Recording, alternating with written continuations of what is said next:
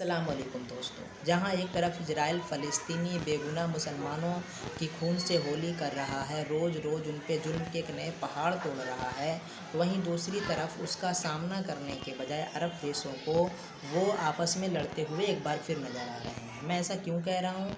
ऐसा है Al Jazeera की एक ख़बर से ऐसा पता चल रहा है।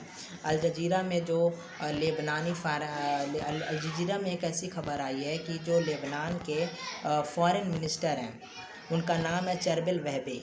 उन्होंने गल्फ़ देश हैं, जैसे जो सऊदी है, यूएई है और जो दूसरे गल्फ़ देश हैं, उन पे इल्ज़ाम लगाया है कि इन लोगों की मदद से ही हमारे यहाँ जो सीरिया, लीबिया या दूसरे जो ममालिक हैं, वहाँ पर आईएसआईएस का वजूद हुआ। यानी इन लोगों ने फ़ंडिंग की और बहुत तरीके से इल्ज़ाम लगाए हैं कि इन लोगों की फ़ंडिंग की वजह से या इन लोगों की इनडायरेक्टली मदद की वजह से हमारे यहाँ आईएसआईएस जो है ने जन्म लिया है। मैं उनका कमेंट किया था, उन्होंने जो न्यूज़ में खबर अल हुर्रा एक वहाँ पर एक चैनल है, वहाँ पर जो उन्होंने खबर दी कहा है, मैं उसका पढ़ के आपको सुना देता हूँ।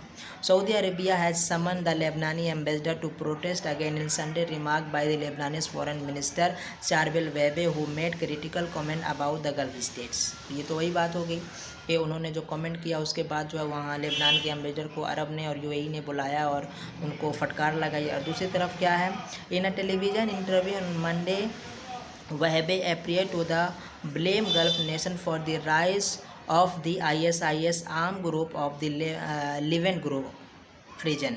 Those countries of love, friendship and fraternity the brought us Islamic State, he told Al Hurra without naming the countries. उन्होंने नाम नहीं लिया, बस एक इशारा किया कि हाँ, इसकी वजह से जो है हमारा जो प्यारा देश था, अच्छा देश था, वहाँ पर आईएसआईएस जैसे ग्रुप आकर के हमारी ज़िंदगियों को उन्होंने तबाह किया, परेशान किया।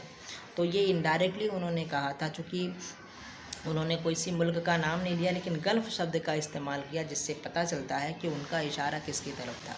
तो इस जाहिर है कि इससे अब सऊदी अरब और यूएई जैसे मुल्कों को भ्रम होना ही था, उन्होंने भ्रम हुआ भी और लेबनानी एम्बेसडर को बुला करके फटकार लगाई। लेकिन आगे ही फिर क्या हुआ कि इससे ये असर हुआ कि जो लेबनानी फॉरेन मिनिस्टर थे, उन्होंने माफ़ी मांग ली है। अब सवाल ये है कि आप लेबनान जैसे देश को झुका करके क्या पा जाएंगे?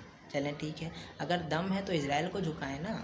आप जिस तरीके से अपने खिलाफ मुस्लिम देशों के खिलाफ जिस तरीके से सख्त होते हैं, उसी तरीके से आप इजराइल के ख़िलाफ़ क्यों नहीं सख्त होते? कोई ठोस कदम क्यों नहीं उठाते? उसके खिलाफ़ कोई बंदिशें क्यों नहीं लगाते? क्यों 57 देश मिल कर के ये कह दे कि भाई जो इजराइल से सामान हम ना उसको कुछ देंगे ना उससे कुछ लेंगे, सोशल बाइकआउट करें ना इजराइल का। आप सारी ताकत अपने पे जुल्म करने पे दिखाते हैं। तो खैर ये थी है, अल्लाह करे उम्मत मुस्लिमा एक हो जाए।